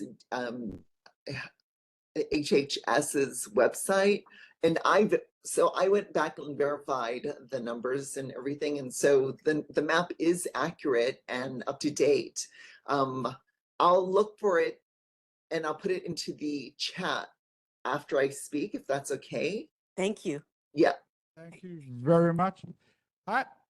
Is there any other members in the public online who has anything to say to our representative Iwamoto? Not seeing any, we'll go ahead and go to board members. Board member Shulan Shubakwak. Aloha. Aloha. Representative Kim Koko. I wanted to again invite you to the Hawaii Buddha Peace Festival coming up on August 16 from 10 to 3 at the Chinatown Cultural Plaza. But secondly, I couldn't hear the number that you gave up on the social workers that go out for outreach. Could you repeat that? Yes, it's 808-447-2883. And my office manager will put that into the chat right now. All right. Thank you very much. Any other board members? Board member Armstrong, please. Hi, Representative. Thank you for your compassion on the issue with homelessness and for setting the record straight about IHS. I want you to know that I have asked the chair, and hopefully it will occur, to have them make a formal presentation, Connie Mitchell and her crew, to make a formal presentation at this neighborhood board soon. So hopefully that can be done in September. And I can personally vouch, and I'm sure you probably would too, that I see their van now in our neighborhood assisting those who are in need of services. So they are on the job and they're working very hard. All right. Thank you very much for that. And I have done a reach out, so thank you. All right. Next, we have board member Isakane, please. Thank you, Chair. Hello, Representative Iwamoto. Just wanted to thank you for your proactive outreach. I know you have circulated your issues survey, for example, and we did upload that to our Google Drive. So there's a link, you can fill out what issues are important. And that's really, really admirable that you're, allowing all of us to have a voice. I personally, I'm just going to throw out a plug that your empty homes surcharge, well, best of luck with that. Let's see if the state can beat the city council on that one, but that's a great initiative. I actually did want to ask, only because it was on your survey, what is your opinion? I think you're part of the Consumer Protection Committee. What is your take on the online gambling issue? Because I did notice that was a question that was on the survey. Right. So initially, when that bill came forward to the floor, I voted against it. In the meantime, the survey went out and it came back and there was a huge number of support for it. The bill the bill died. Not died, it stalled. The bill stalled, and so it never came back for a vote. But had it come back for a vote, I would have done my job and represented the will of the people, and I would have changed my vote to a support. How I share this with you, but I also want to express that it was pointed out that there was extensive lobbying done by some unregistered lobbyists on this issue. So we were getting a lot of constituents sending in emails and perhaps even filling out the survey at the behest of companies that would benefit from the legalization of online sports wagering in Hawaii. And so when I looked up for the lobbyist, who's the registered lobbyist for these groups, I didn't see anyone, which is against our laws. So I'm in the process now of looking into seeing if we can figure out who's behind all this and get them to register, or and also take that into account, because I think if the public knows that there's a paid corporation funding this movement, that they might actually participate in the survey differently. All right, thank you very much. All right, so I am going to allow follow-ups, okay? Anyone wants to follow up, sir? No? Go ahead, Russell Connie, you have 1 minute. No, thank you, Representative Iwamoto, for your initial vote of no on the online gambling bill. And, I would encourage, if it's going to come up again in your role on as committee member on the consumer protection, I'll just give my take since I was granted a follow-up. Regardless of your opinion of onshore gambling, which I know a lot of your constituents probably like, I hope you ask the tough questions in the Consumer Protection Committee, because online gambling, that's going to be much more addictive. Oh, and here's the interesting companies thing. are mainland companies or international companies. It's just siphoning money off our island. So absolutely. So just to clarify, that bill, because of who was behind that bill, it was never referred to consumer protection, right? So there's somebody very powerful making sure that that bill never went to consumer protection, because they know it would have been killed by the chair. However, taxing and regulating recreational cannabis was referred to consumer protection. So they're both considered vices, right? Where there are consumers who need protecting, but one went to consumer protection, one did not. So it's something that I pay attention to these things and I point them out to leadership, and I do, tell them I see what's happening here, who's taking responsibility, who did this. I ask those questions. Yeah, but that's what's happening. All right, thank you very much. All right, seeing no other board members? Nope. Okay, thank you very much, Representative Iwamoto. You have a great day. We'll see you next month. Thank you. Bye-bye. All right, so next up, we have State House District 28, Representative Daniel Holt. Representative Daniel Holt sent me an email, said he really did want to come, but something came up, so he gave me a report. The report is on the Google Drive. All right, so thank you. Next, we're going to move to item 7.1, Honolulu Authority Rapid Transit update on rail progress. Harry Cho, and then you can introduce.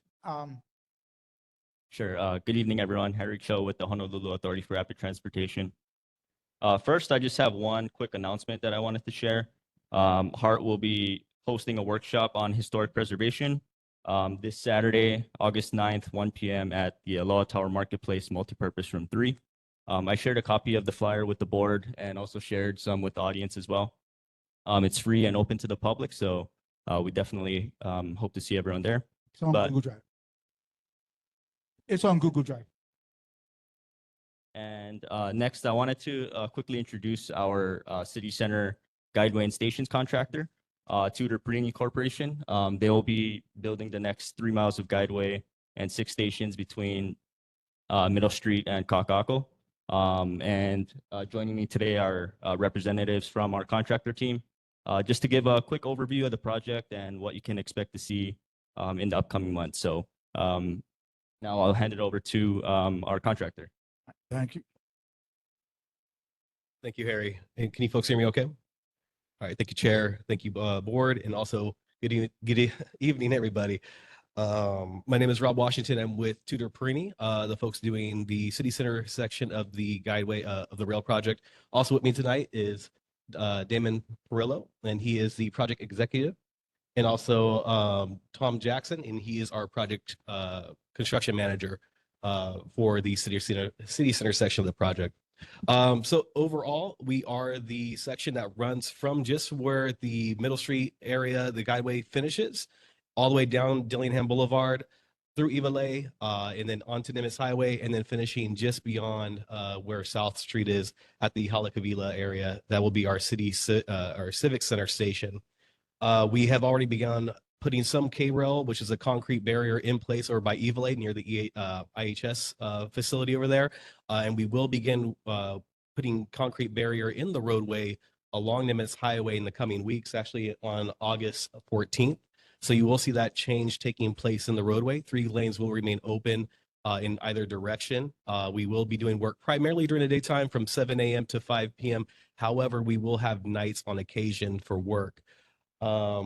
We do have a notice that we will be sending out to the public tomorrow. So if you do have any questions or would like to be part of that, you could please feel free to email me. My email is robert.washington@FinnPartners, which is FINNPARTNERS.com. And then we'll be able to sign you up and get you information as the work progresses in the area.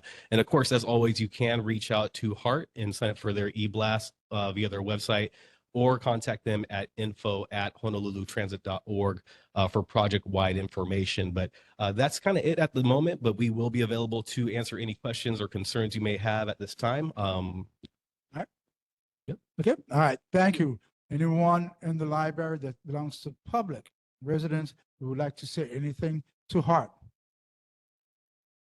Not hearing none, not seeing any. We're going to go online. Anyone online who would like to speak to Hart that belongs to the public? All right. Not seeing anyone in the public. We're going to go to board members. We're going to start off with Board Member Lai. Thank you, Chair. Mr. Washington, we spoke very briefly before the meeting, a technical question. And if I could address one of the build design guys, it might be better because I found the right word. If someone who could field a question about technical structures that might be coming up. Yes. So Damon will be here to address that. Thanks. In general, the question was based on observations of the railway that's in the Pearl City area. It looks like there's a lot of waviness of the track itself. I know it's probably defined a bit by the positioning of the columns, but I'm wondering if, based on that, can we use cantilevers in some fashion to ensure a more straight pathway as we're coming around to the section that's about to be built, to allow for greater linear speeds of the train itself and not to slow down going through curves? The answer to your question, anything's possible.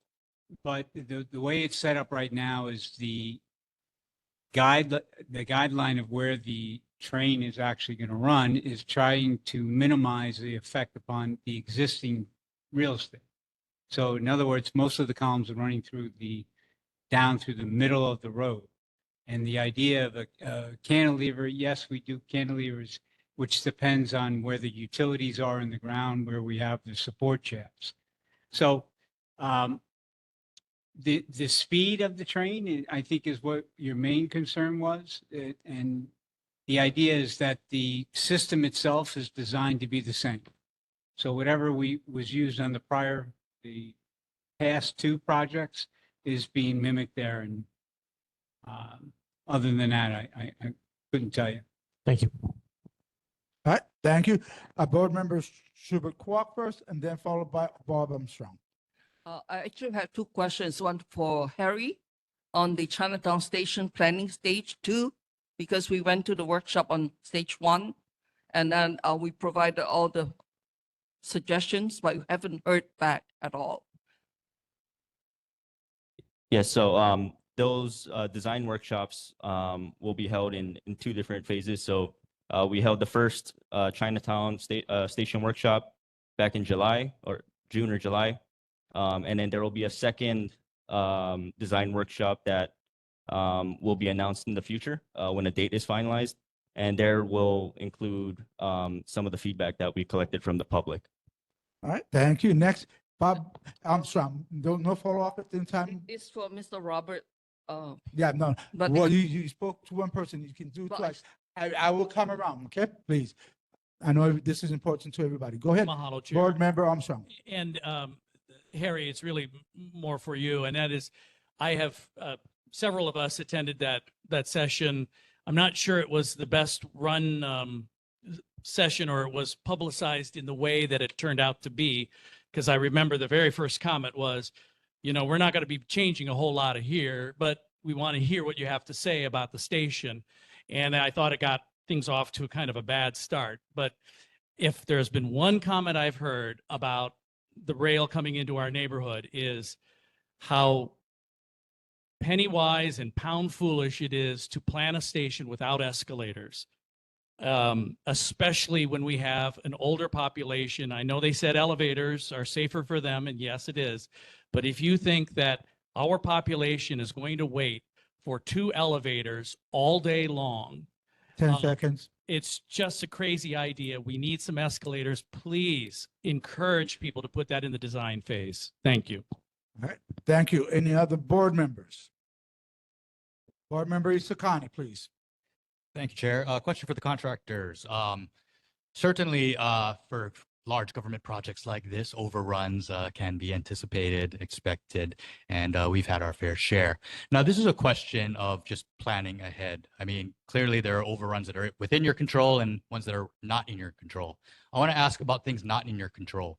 What are you kind of seeing and already noticing and saying, and maybe even worried about saying, hey, if the city or if HART doesn't get their acts together, this is going to result in overruns? Can you give some feedback that you're noticing? Yeah, I would say at this point in time, the project, the way it's set up, is the overrun portion, contingency portion, is basically accounted for with the major portion, which is the guideway itself. The part that's open for discussion are questions where we involve the public, whereas people might want an escalator or an elevator. And these are things that, as part of, we've placed a bid, we put a price in that included certain elements. If those elements were to change, those would be the potential. All right, thank you very much. Do you have any board member who has a first-time question? Nope, not seeing any. We're going to go ahead and we're going to allow for one follow-up. It should be a 30-second one. Go ahead. Okay, but I discussed that earlier with you, is that when they do work between River to Bethel, they never provided for ADA access to cross Namath. And it's been a horrendous time for people in wheelchair or on, difficulty crossing, because they never provided for that. You really literally had to go in the middle of the road and then got person come in and stop it. So I hope your company will not do that. All right, thank you. All right. Thank you. Go ahead. You wanted to answer? Okay. Just thank you for the comment. Okay, thank you. Any other board member who has the second question? No? So I do have a question. I know there's I know there's a lot of things going on with HART and all that. I'd like to know, what is your post degree with DTS? Because we have a lot of people in our neighborhoods are really getting fed up because the bus system, they're taking away buses from us because HART is coming through. And I depend on these buses. And we got one man going around town right now, putting flyers up around, So what authority do you folks have with DTS as far as buses are concerned? I think the bus routes are ultimately determined by DTS.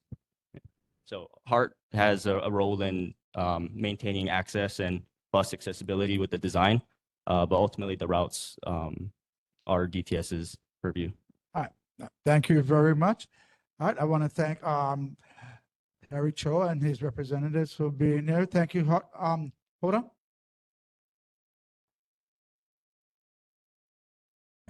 All right. Thank you very much. Thank you guys. Have a good night. Right. Thank you. Thank you very much too. All right. Next up, quarterly report 7.2, CBCA report. Summary of ongoing business development, safety concerns, and community initiatives being coordinated through the CBCA. Shulan Shubert-Kwok, please.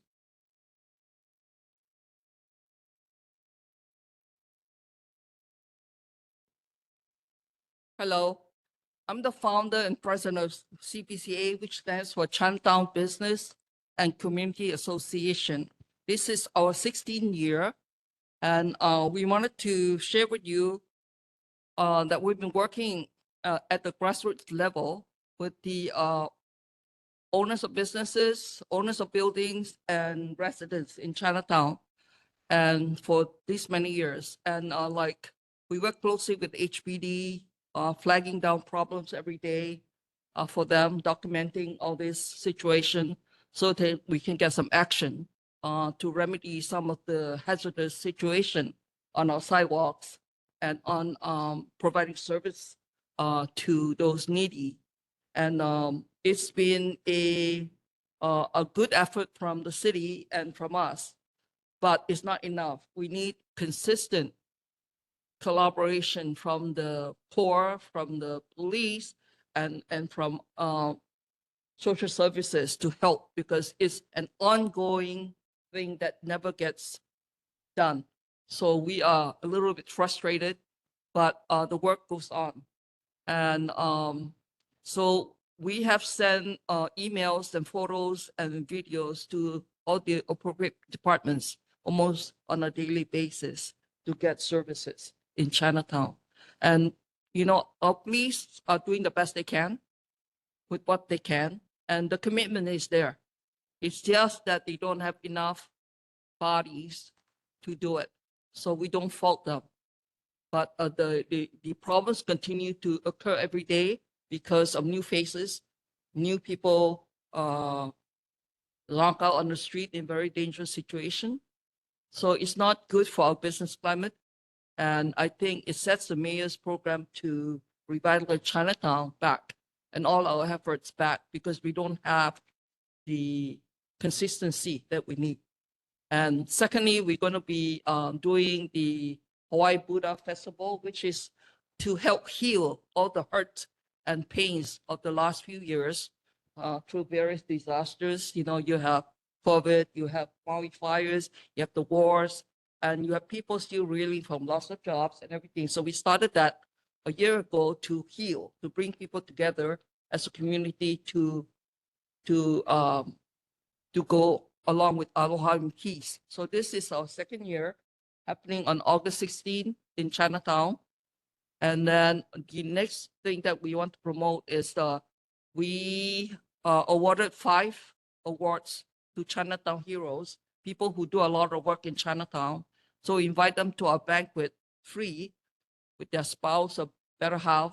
And the 5 people who are recognized this year is Stanford Carr, who spent $35 million retrofitting Mauna Kea Towers and provided housing for 700 people. So he's our hero. And the number 2 hero is a Chinatown businessman who went through thick and thin, continued to have his shops there, whether he has business or not, to hold up so that Chinatown still stay alive. His name is Andy Zhang. He just moved to the old Bank Hawaii building with his antique shop. The third person is our commander, former commander, really good commander, Paul, Okamoto. We lost him because of the shuffle. We lost 3 commanders in less than 2 years, which is not good. So just to let you know. And then the fourth person that we are honoring is the DPS who power wash and clean Chinatown every day, 365 days a week. They're a 5-member team. So they invited to the dinner, and we're gonna show appreciation for them. So let me see. Do I have everybody? 1, 2, 3. Yeah, I have 5. Thank you so much for your time. All right, thank you. Does anyone from the public in our library have any questions Anyone online from the public who has any questions? Any board member have any questions? Board member Rossi Sakani, please go ahead. Thank you, Chulon, for your no, you can stay here. Thank you for your presentation. Just curious, when you were mentioning the commanders that we lost them to where? Is that to the state? One, we lost to the state for public safety was Mike Lambert.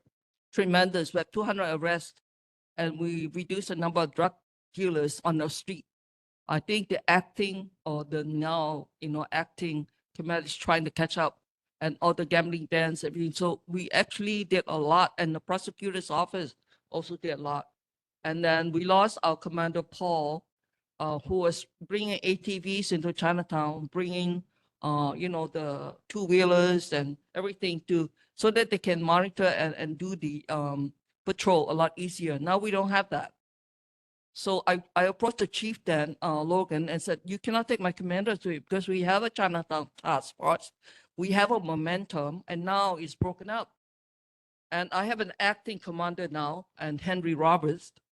He's trying his best. He told me to call 911 when I reported situation because I need my task force people to be committed on a daily basis to Chinatown, not I have to call 911. I'm not happy about that.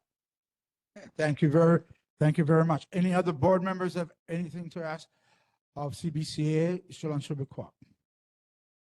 Go ahead, Nicole. Oh, I thought you was raising your hand. That's okay. All right. Okay. All right. Seeing none other, thank you very much, Shulon Shubakwa, for the CBCA report. All right. Next, we're going to move on to item 8, board business, including discussion on board/community inquiries, 5 minutes each. 8.1. So I've got a message from our Vice Chair, Sean Fitzsimmons. He asked and requested that we defer 8.1.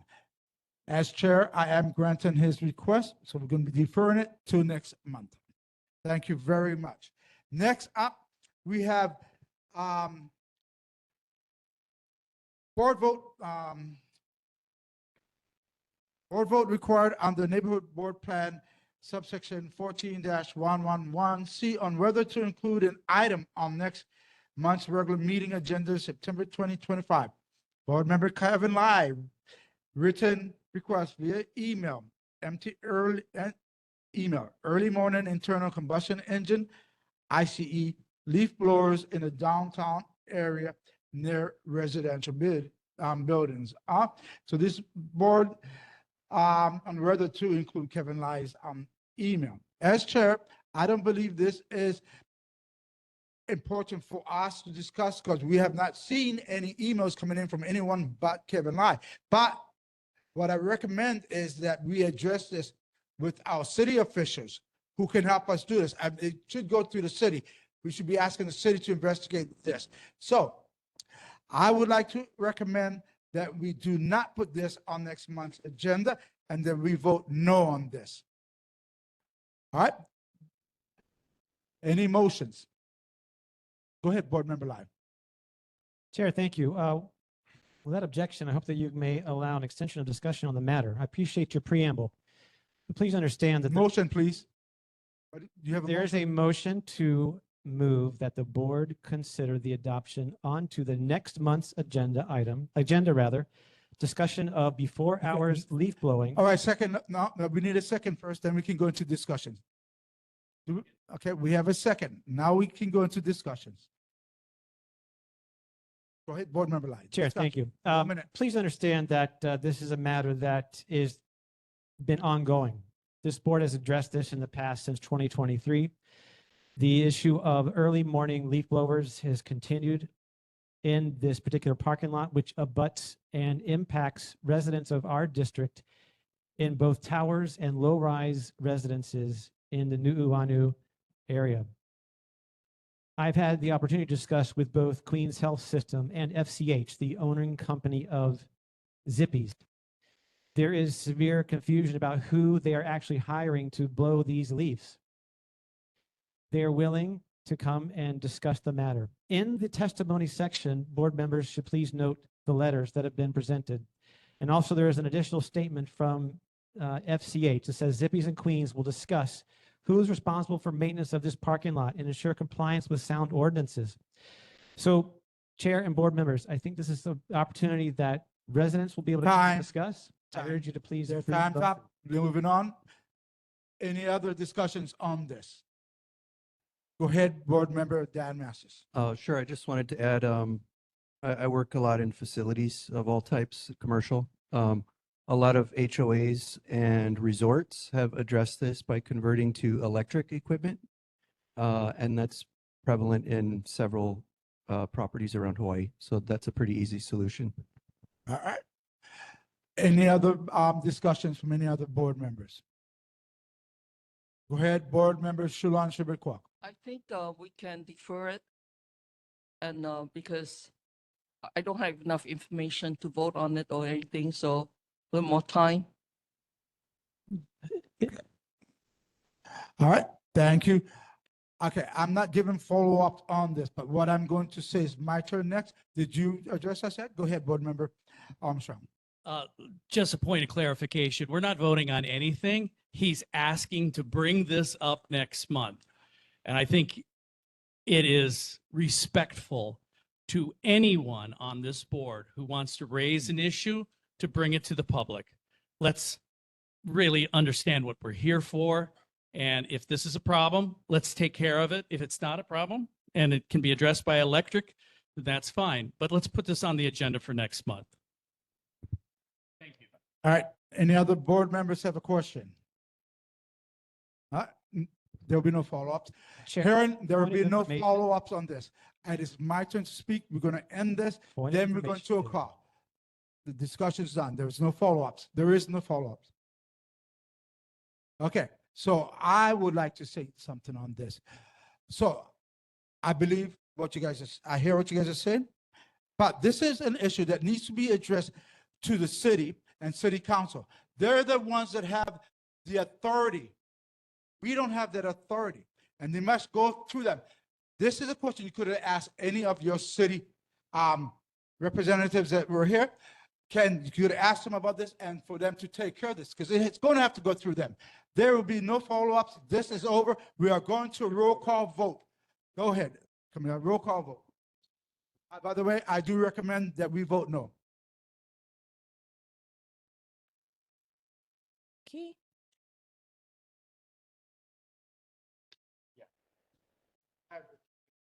Okay. So the motion is to add the item 8.2 to next month's agenda? Yes. Okay. Armstrong, Well, I want to vote yes against fascism. Fitzsimmons is absent. Isokane, No. Fly, Aye. McCarney, absent. Mestis, Aye. Schubert Kwok, Shintani, Carvalho. No. Okay, so 4 ayes, 3 noes, and 0 abstentions. The motion doesn't pass. All right. Thanks. Next, we're going to move on Chair's report. 9.1. This is just a heads up on upcoming events. The Buddha Peace Festival, Chinatown Culture Plaza on August 16, 2025 from 10 a.m. to 3 p.m. Made in Hawaii Festival, Hawaii Convention Center from August 15 to 17, 2025. Friday from 10 a.m. to 8 p.m., Saturday from 9 a.m. to 8 p.m., and Sunday from 9 a.m. to 5 p.m. The Okinawan Festival, Hawaii Convention Center from August 30th to 31st, 2025 from 9 a.m. to 4 p.m. Also, I'd like to put a heads up that something I'd like to let you guys know.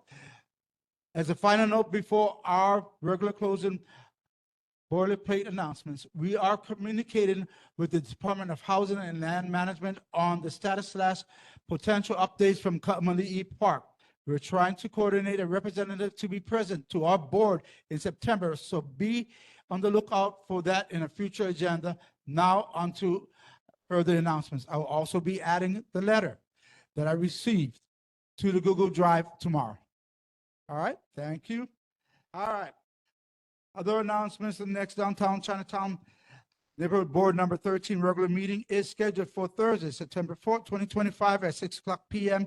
at Ke'ili Middle School and virtually via WebEx.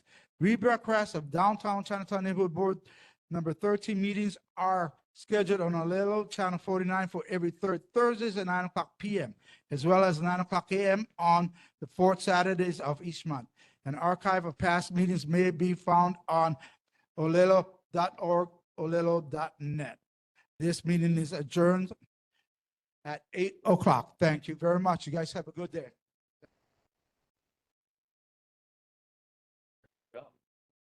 2 hours.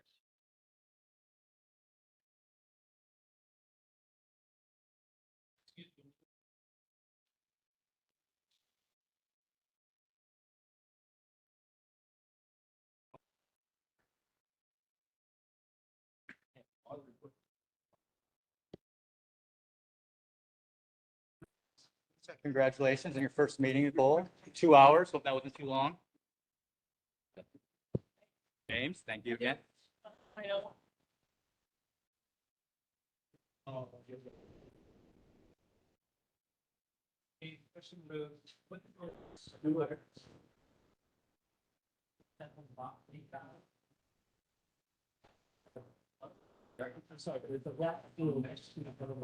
what is that? That's the.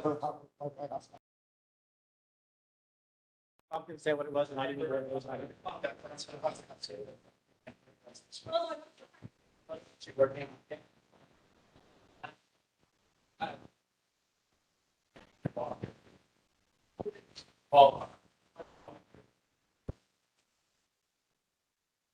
Mr. Higa is here.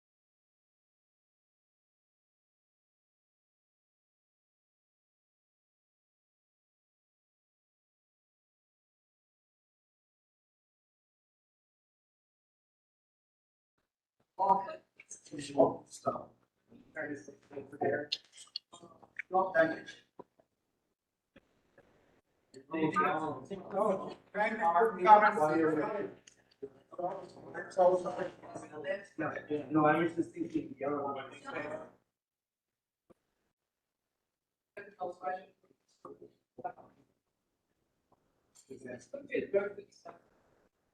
I hear about that. That's good. Yeah. So don't take you up any stations.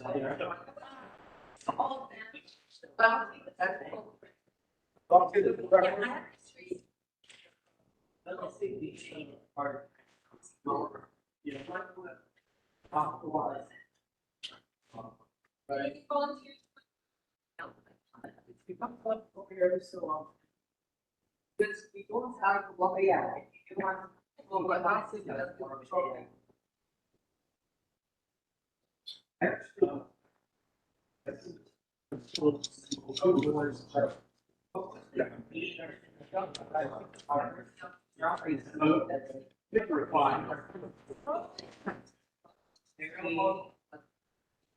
I'll take a look back. So I need to move up.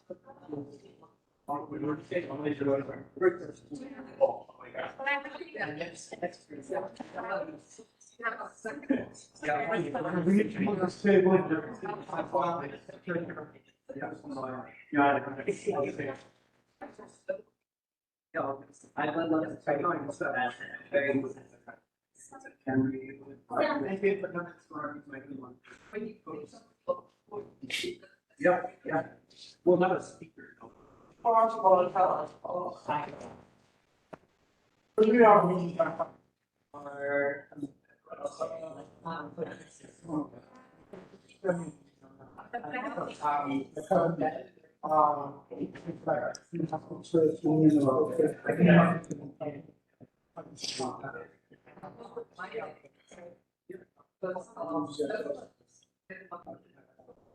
Very emotional.